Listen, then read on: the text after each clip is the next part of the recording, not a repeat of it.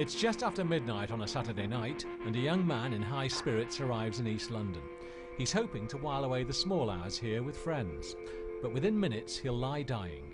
Here he is, captured on CCTV, plunging from a first-floor balcony. Minutes earlier, he'd been haranguing the singer Pete Doherty. And here now is Mr. Doherty, with others, running from the scene. So what happened, and why has the police investigation failed?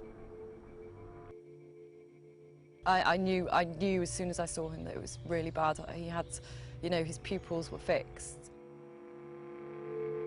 It's very consistent with somebody being carried and literally dropped over the edge of the balcony. It's like a bad dream that it started, and it's just gone on, and it needs to be laid to rest. You're convinced that Mark was the victim of foul play? Yes, I am absolutely convinced.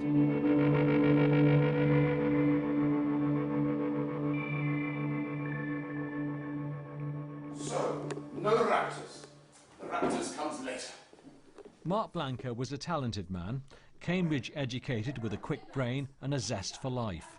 In December 2006, he was about to launch a fresh career as an actor.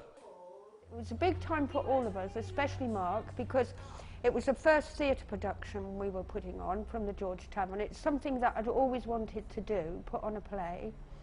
And Mark had known this. He came up with the play, The Accidental Death of an Anarchist.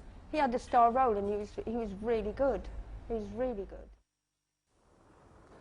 It was 12 minutes past midnight when Mark Blanco arrived here at Fieldgate Mansions in Whitechapel. He'd been drinking, he was in a buoyant mood. He goes inside to the second-floor flat of a man well known for his involvement with hard drugs. His name is Paul Roundhill. Friends would come and visit me, and that was the only way I got any social life, was people coming to me. And that's how this sort of salon emerged. Salon? Salon, well, that's, like to think of it, there's a kind of literary salon created, because I was, you know, consciously trying to work with multimedia and collaborate with other artists. Others have called it a crack den, you know that? Yeah, I know the papers called it a crack den. Was it a crack den? It may have seemed like that at times. Because there was crack going on in there. Well, come on. I had a problem with drugs. Yeah. At midnight, we see Pete Doherty arrive with a girlfriend. Once inside, he was seized on by Mark Blanco. The actor wanted the rock star to come to his play. Another guest describes him as persistent. He was very, passionate about his play, and he wanted to impress that upon Peter, but because he was drunk, it came across as being quite aggressive. And Peter was sort of pinned up against the fireplace at one point, and that was when the sort of, everything started to go quite wrong. Which is why I took the very extreme step of his tweed cap was on the table. I put some lighter fuel on it and set fire to it. I mean, it didn't burn because it's just a lighter fuel. To try to get him to turn around, you know. It felt very nasty, just because of the measures that people were going to try and get Mark's attention. I thought were unnecessary. It's a bit bullying. Yeah, well, I would say I just thought, it's very difficult to sit and sort of watch something like that, and it's just not nice to see anything like that going on. But the atmosphere had changed. There were lots of drugs around. There were drugs around every night in that flat, and that night was no exception. Doherty appealed to his minder, Johnny Geneval, known as Johnny Headlock, and to Paul Roundhill to come to his aid. Mark was drunk, we threw him out of the house, and then he went out of the house, sort of thing. I said, right, Mark, time to go. And I grabbed him by the lapels and I pulled him along the length of the flat to the door. And as I tried to open the door and tried to push him out, and he had his hands on the jambs like this, and I tried to sort of aim some punches at his face to get him out. Less than 15 minutes after arriving, Mark Blanco was back outside. He walks away, but then has second thoughts. We see him go back inside the building. What happens in the next 57 seconds is crucial and fatal for Mark Blanco. The next time we see him, he appears over the railings of that communal balcony, and from a height of 14 feet, he seems to just drop headfirst to the ground. The guests in Paul Roundhill's flat, one floor above, all say they were unaware Mark Blanco had returned to the building. It's a further 12 minutes before they're alerted that Mark Blanco is dying on the pavement below. I wanted to go and help. That was my feeling. I wanted to see if Mark was okay, and so I went downstairs immediately. Pete Doherty left the scene he's seen running away. Peter had walked down the stairs and seen how badly injured Mark was, and he was very shocked and upset about it. And I kept saying to him, Peter, please just go. It's okay. And he said, it's not effing all right, you know. It's not all right, and got very upset, and that's when he left. Mark Blanco was taken to hospital. He died the next day. I've had to do it as I go along, because obviously if you get behind a few months, then you really have a lot of paperwork and it all has to be sorted out. Sheila Blanco spent the last 6 years, at least £60,000, and every waking hour trying to find out what happened to her son. She keeps everything: police reports, medical files and legal transcripts. She does it because, from the start, she's been unhappy with the police investigation. When Mark died, the same day in the afternoon, I was taken by the police to those flats. And when I came down from the second or third balcony, I saw Mark's lens glistening in the gutter. His lens? His lens from his glasses. That hadn't been taken away? It hadn't been taken away. And the policeman bent down, as did I, and he just gave it to me as a keepsake. What did you think? Well, my blood started to run cold, and I thought from then I was going to have perhaps an uphill battle with the police. The police got off on the wrong foot. First, they didn't properly cordon off the scene, and then the investigating officer said he was convinced Mark Blanco had committed suicide. Detective Inspector Mark Dunn agrees he told Mrs. Blanco he was 98% certain it was suicide. His brother had died in the same way. An internal police investigation has concluded he was simply trying to empathise with the family, and this didn't cloud his judgment. He's now Chief Inspector Dunn, and he refused to speak to Newsnight. The notion of suicide, always rejected by Mark Blanco's family and friends, looked even less realistic once Johnny Headlock, Pete Doherty's minder, had walked into a police station and confessed that he, Headlock, had killed Mark Blanco. The reason why I said to the police that I did it is because I'd go out and stuff and people would say, hey, you murdered this, that, whatever, and the stress was just too much. I sat down, I thought about it, then I said, oh, fuck it, I'll phone the police, and I told them that. So you confessed because people were saying that you did it?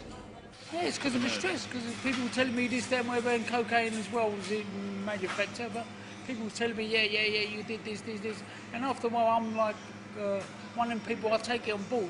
You say to me, I take it on board, and it stews in my head, you know, and then I start thinking, which is bad, really. So you actually thought you'd done it at one point? No, I didn't think I did it. I know I didn't do it. We know what happens, do you know? What did happen? What did Nothing. Nothing from our point of view. Mark was drunk. We threw him out of the house, and then he went out of the house, sort of thing. People think that you threw him off the balcony. Yeah, I know. Everyone can believe what they want. You know, I know the truth. My conscience clear. At the coroner's court, Headlock's confession, which he'd retracted almost immediately, and the fact that Mark Blanco had been punched only emerged during cross-examination by the Blanco's lawyer. I am. It's curious. You've actually got a man who went into another police station and confessed to the killing, and yet that's no part of the account that was presented. So the coroner wasn't impressed? I don't know if he was impressed by that. He certainly wasn't impressed by the fact that the confession has been omitted. He wasn't impressed by the fact that Roundhill's assault on Mark is omitted. He wasn't impressed by the original theory on which the whole police investigation was based, that this was suicide or accident. The coroner ruled out suicide, recorded an open verdict and told the police to reinvestigate. After a further 18 months, they concluded that either Mark jumped without meaning to harm himself or he'd been the victim of a criminal act. Mark Blanco's friends say the idea this confirmed non-athlete who wore socks on the beach would jump as some sort of stunt is ludicrous. They believe someone deliberately put him over the balcony. The police say in the absence of eyewitness or forensic evidence, they have little hope of finding the truth. 4 years after Mark Blanco's death, Paul Roundhill, Johnny Headlock and Pete Doherty, the three men who'd been at the Whitechapel flat, were interviewed under caution. The Crown Prosecution Service concluded there was insufficient evidence for any prosecution. The morning Mark Blanco died, Pete Doherty appeared in court on an unrelated drugs charge. His musical career has been interspersed with prison and rehab. Recently he's been appearing at small clubs in London. It's getting on for 6 months since I asked Pete Doherty to give his side of the story of what happened to Mark Blanco. Well, he's here tonight, and we're getting a message from his manager that in fact Pete has decided himself he doesn't want to speak to us. But he's always maintained he had nothing to do with Mark Blanco's death.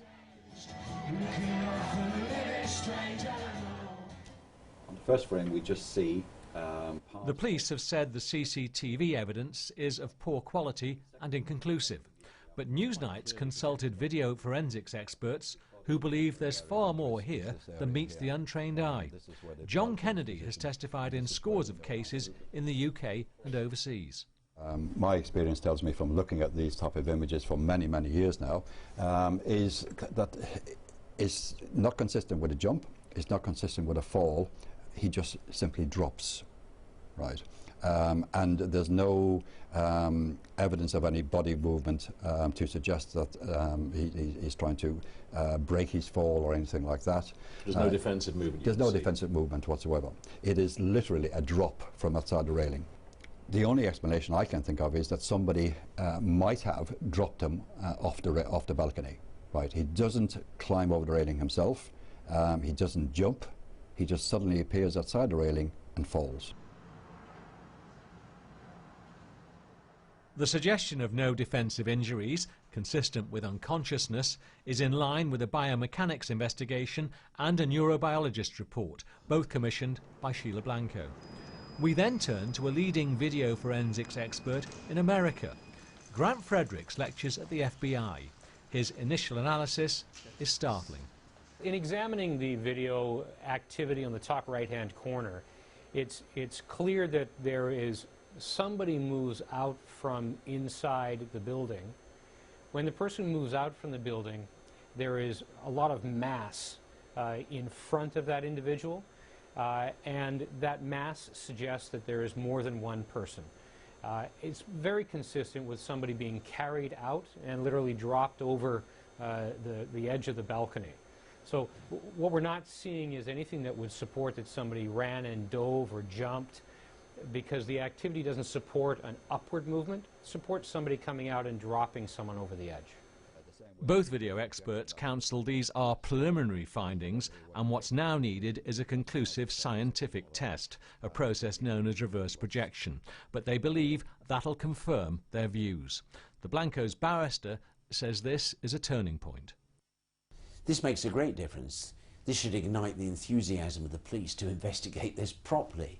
Mark, who doesn't make any defensive gestures as any normal conscious person would do, Mark is dropped or thrown off that balcony and someone was there. You think the case should be reopened? Of course it should be reopened. It's not too late. All those who were in Paul Roundhill's flat have said they didn't come down to the communal balcony until after Mark Blanco went over.